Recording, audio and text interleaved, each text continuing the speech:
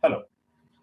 In this session, we are going to see the rest of logic gates that we have already discussed in session 1 of this series. What we discussed today is De Morgan's theorem, then three important logic gates, which are NAND, NOR, and XOR. We have already seen the De Morgan's theorems. There are two theorems. The first theorem is A dot B bar equivalent to A bar or B bar, and A or B bar equivalent to A bar and B bar. These are the two De Morgan's theorems. The theorem one is A dot B bar equal to A bar over B bar. What we see here is one type of operation is converted into another type of operation. To be precise, the dot operation or the AND operation is converted into an OR operation. A logical multiplication is being converted into a logical addition using this theorem. Or we may say the complement of the product is equivalent to the sum of individual complements, which means the product here is A dot B. Complement of the product is A dot B bar, which is equivalent to the sum of individual complements. The individual complements are A bar and B bar. And the sum of individual complements is A bar or B bar.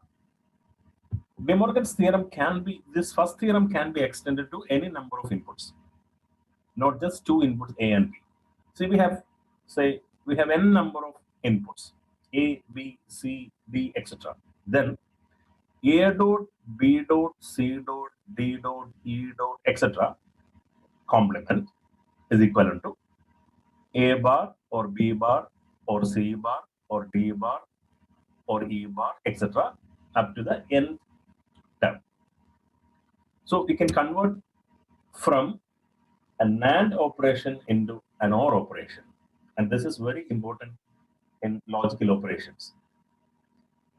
Now we have the second theorem, which reads like this: A or B bar or A or B complement is equivalent to A bar and B bar. The complement of the sum is equivalent to the product of individual complements, which means complement of the sum is A or B bar.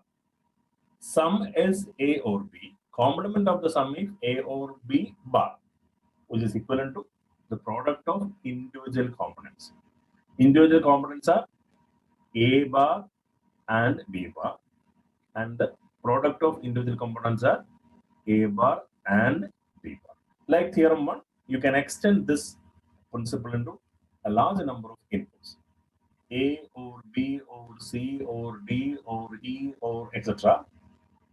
complement is equivalent to A bar and B bar and C bar and D bar and E bar, etc. up to the last component. Now, how do we construct and operate other logic gates other than the basic logic gates and, or, and not? We'll start with a NAND gate. The input and output terminals of a NAND gate.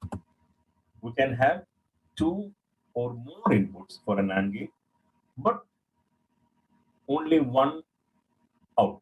Now let's think about the logic operation behind NAND gate. The logic operation is not AND, which means the complement of an AND gate output. The output will be the complement of AND gate. That is the logic behind NAND gate. How it is represented in a circuit.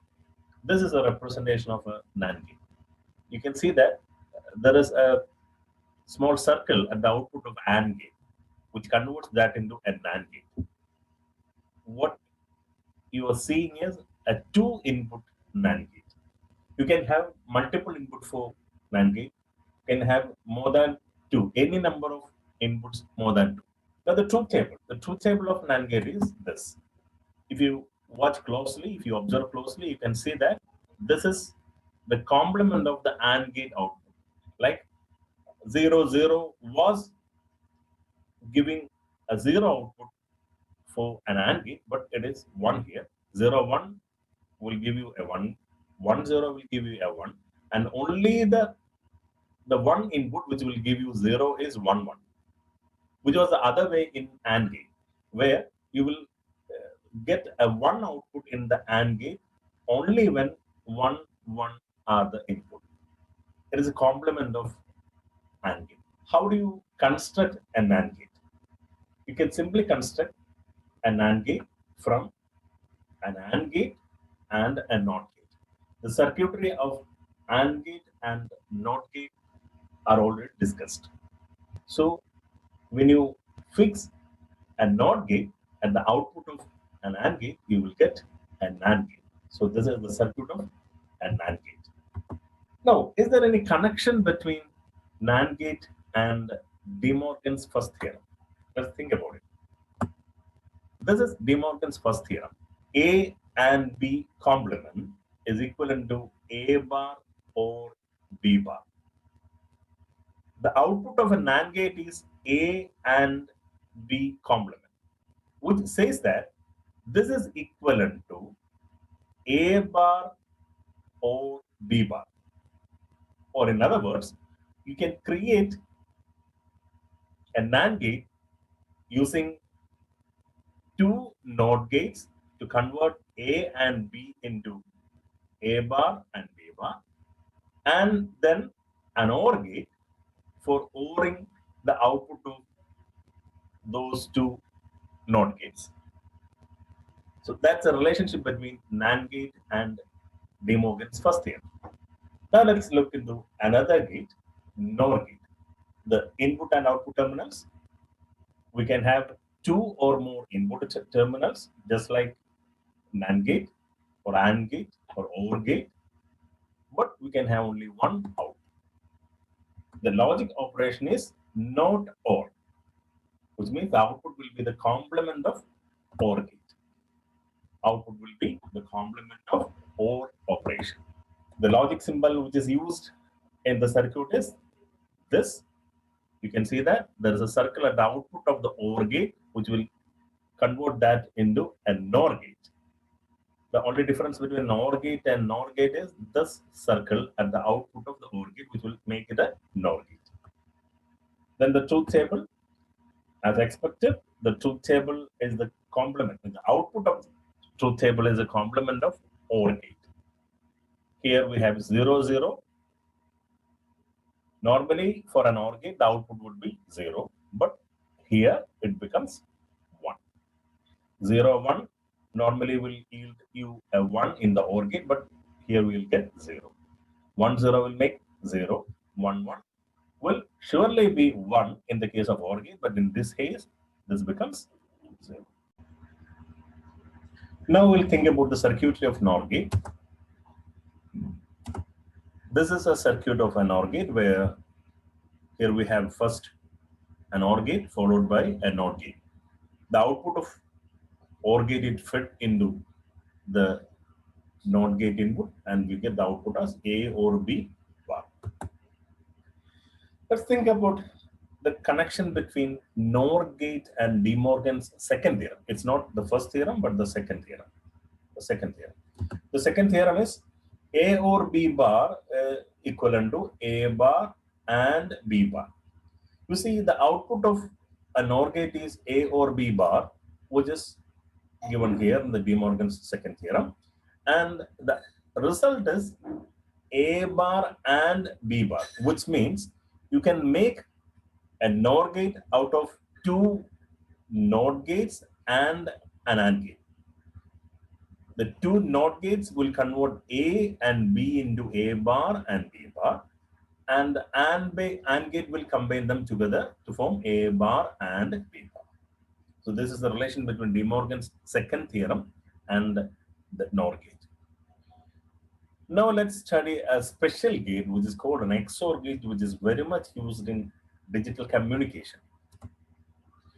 The input and output terminals, two inputs and one output. We can have more than 2 inputs, but for simplicity, we are discussing only the 2 input XOR gate.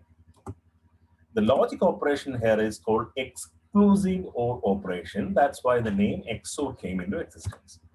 And the logic is output is high when the inputs are different. This is the logic behind exclusive OR operation. Only if different inputs are present at the input terminals, the output will be high. Otherwise, the output will be low or 0. Now, the symbol of exclusive OR gate is like this. It is just like an OR gate, but with an additional curved line at the input. So this is an XOR gate.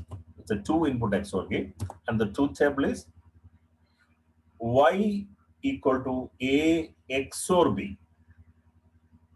The cross inside the circle shows XOR, A XOR B. And the truth table is 0, 0, 0, 0 and 1 will make 1. 1 and 0 will also make a 1. 1 and 1 will make the output 0, because only when the inputs are different, you will have a 1 here. Here, in the first case, both inputs are same, so the output becomes 0. And in the last case also, the inputs are the same, that's why the output becomes 0.